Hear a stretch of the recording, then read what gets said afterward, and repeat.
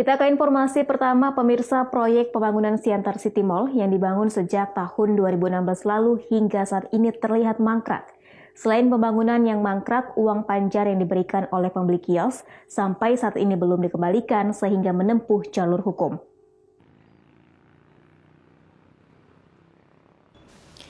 Beginilah kondisi bangunan Siantar City Mall yang terletak di Jalan Melanton Siregar, Kecamatan Siantar Selatan, Kota Pematang Siantar, Sumatera Utara. Proyek Siantar City Mall yang dikelola oleh Perusahaan Daerah Pembangunan dan Aneka Usaha atau PD PAUS terlihat mangkrak. Bangunan tampak seperti kandang hewan.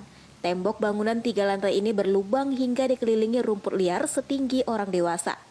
Padahal anggaran proyek Siantar City Mall terbilang cukup fantastis. Kuat dugaan proyek ini dikorupsi oleh Direktur Utama PD PAUS yang lama, yakni Herowin Sinaga. Pembangunan dilakukan sejak 2016 lalu tak kunjung selesai.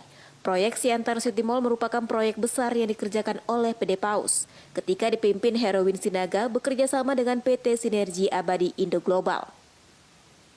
Bahkan pada tahun 2017 lalu, Herowin Sinaga telah ditetapkan sebagai tersangka atas dugaan korupsi Siantar City Mall atas penggelapan dana penyertaan modal PD PAUS. Direktur Utama PD PAUS Benhard Huta Barat yang saat ini menjabat mengatakan, saat ini PD PAUS melakukan inventarisasi permasalahan Siantar City Mall. PD PAUS juga melakukan penandatanganan nota kesepakatan bersama dengan Kejaksaan Negeri Siantar untuk dapat mengoptimalkan kegiatan-kegiatan yang dilakukan oleh PD PAUS. Terkait para pedagang-pedagang yang dulunya, yang apalagi yang dalam jumlah angka yang besar, yang pernah memberikan panjar untuk pengambilan kios ataupun ruko di proyek Siantar City Mall, sedapat mungkin kita nanti akan kooperatif dan kita akan data. Jadi tadi dari awal saya katakan bahwa saya tidak ada serah terima jabatan, jadi banyak data-data yang tidak saya punyai, tidak saya miliki di PD PAUS. Dan nanti dengan data-data yang dimiliki oleh para pedagang-pedagang tadi dengan transaksi besar tersebut, kita persilakan untuk membawa data-datanya, bukti-bukti pembayarannya yang asli, dan nanti kita akan berusaha untuk verifikasi. Jadi kita nanti juga akan kerjasama dengan investor, dalam hal ini PT SAI, untuk memverifikasi data tersebut. Salah satu pembeli kios, Poni Sitanggang, mengatakan dirinya mengalami kerugian hingga ratusan juta rupiah. Dalam hal ini ia akan menempuh jalur hukum. Poni mengajak para penanam modal dalam proyek tersebut meminta pertanggungjawaban PD PAUS dan Pemko Siantar. Dari awal sih kita sama kepala sudah terdahulu ya, Bapak Herowin.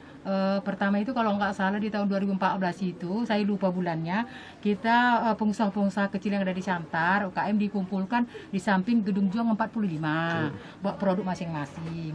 Setelah itu, beberapa bulan kemudian kita dipanggil untuk mengikuti pameran di Surabaya, kan? Di Surabaya lancar semua. Dan di situ saya langsung menyematkan ulos, saya kasih ulos ke Pak Herowin menyamatkan ulos ini ke Kepala Provinsi Indonesia. Dan saya dengar mereka berkata masalah pembangunan pasar modern di Siantar. Dan saya dengar semua itu. Jadi kembali dari situ, Pak Herowin kan berencana membangun pasar ini, jadi ditawarkan ke saya. Karena kita sudah kerjasama dan saya lihat bicara mereka, saya dengar sendiri. Pada saat itu saya, oke, saya mau.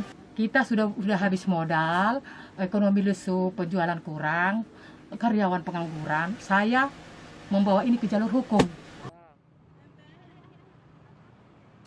Poni berharap pemerintah Kota Pematang Siantar memperhatikan nasib dari pelaku usaha kecil menengah, apalagi di masa pandemi COVID-19 seperti saat ini.